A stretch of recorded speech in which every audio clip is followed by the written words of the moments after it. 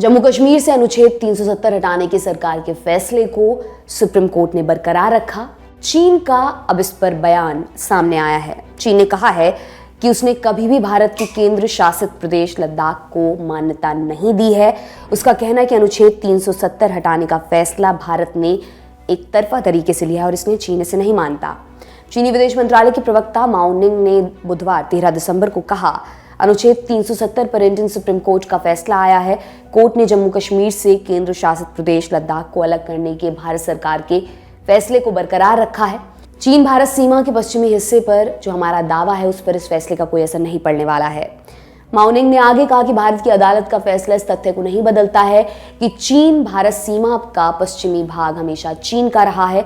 इससे पहले मंगलवार 12 दिसंबर को भी माओ निंग ने इस मसले पर एक बयान दिया था। उन्होंने पाकिस्तानी पत्रकार के सवाल का जवाब देते हुए कहा था कि भारत और पाकिस्तान के बीच कश्मीर मुद्दा बातचीत के जरिए हल किया जाना चाहिए। आगे बोली थी कि कश्मीर मुद्दे पर चीन की स्थिति स्पष्ट है। ये भारत और पाकिस्तान के बीच लंबे समय से चला आ रहा विवाद है और इसे संयुक्त राष्ट्र चार्टर, संयुक्त राष्ट्र सुरक्षा परिषद के प्रस्तावों और द्विपक्षीय समझौतों के मुताबिक शांतिपूर्ण तरीकों से हल किया जाना चाहिए।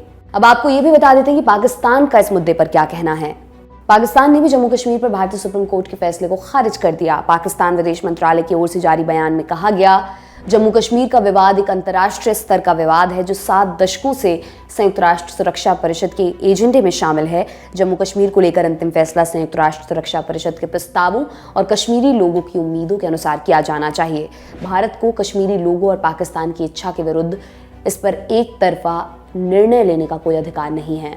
बयान में आगे कहा गया कि पाकिस्तान जम्मू कश्मीर पर भारतीय सुप्रीम कोर्ट के फैसले को स्वीकार नहीं करता है। उसके मुताबिक भारतीय संविधान के तहत किसी भी प्रक्रिया का कोई कानूनी महत्व नहीं है।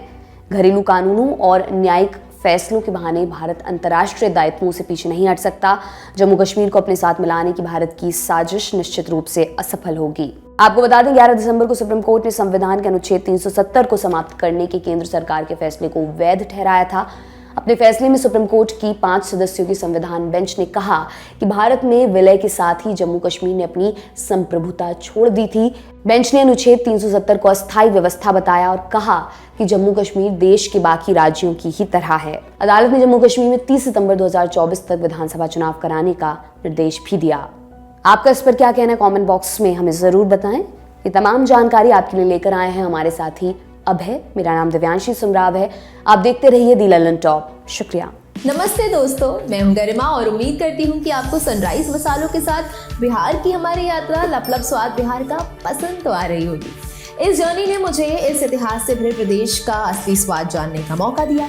आप लोग भी हर रविवार को लपलप स्वाद बिहार का एक नया वीडियो देखिए। सनराइज बिहार के इंस्टाग्राम और फेसबुक हैंडल पर जाइए और जवाब दीजिए एक आसान से सवाल का। आपको अपना जवाब कमेंट करना है और आप जीत सकते हैं आईफोन, टैबलेट और सनराइज हैम्पर्स। नीचे दिए गए हैंडल्स पर जाइए और हर हफ्ते अपने जवाब कमेंट्स में बताइए।